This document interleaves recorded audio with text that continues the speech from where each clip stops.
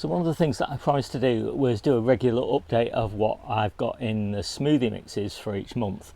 Now in July, I don't really have smoothies because we've got so many berries. So I'm basically having berry fruit salads. And I don't like smoothieing those up. They're just too good quality for that. I like them just with on their own with a bit of cream on top. So yeah, that's what I'm having in July. So in August, we're back on smoothies again. And there's a really lovely selection, and I'll show you around. So we're really loving this New Zealand spinach in the smoothie mixes, and I like to just pick it off the stem, and it just regrows back from these little leaf junctions here. It's quite high in oxalic acid, this, so you don't want a huge amount.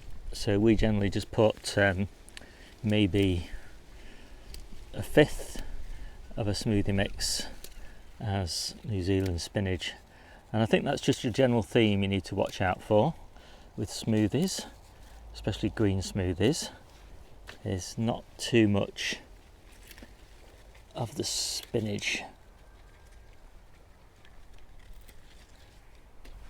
So next up, sweet potato greens, and these are really good as well.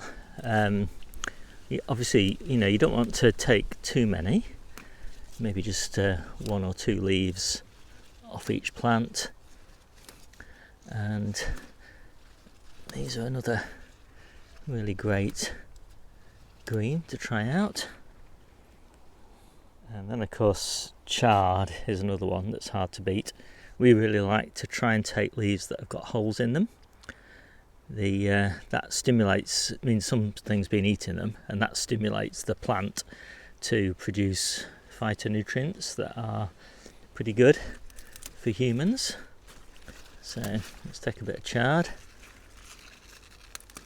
This up is perpetual spinach, and this bed's going to seed at the moment, so I'm really keen to try and get these seed heads wherever I can find them, and the flowers. And there's quite a nice selection here. And then we've got quite a few perennial kale plants, Taunton Dean and Daubenton's, and I like these fairly young leaves, even younger than that to be fair. And so I'll pick as many of these nice young leaves as I can find, steering clear of the caterpillars. We've got Welsh onions, so I'll take a few Welsh onion tops as well. And these are pretty nice.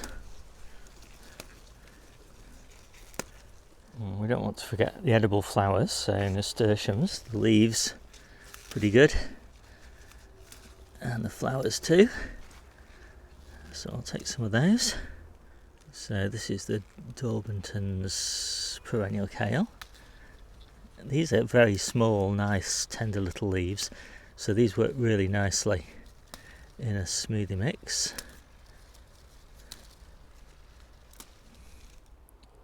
And then finally for today, I think we'll take some leeks, because leeks chop up really nicely in smoothies.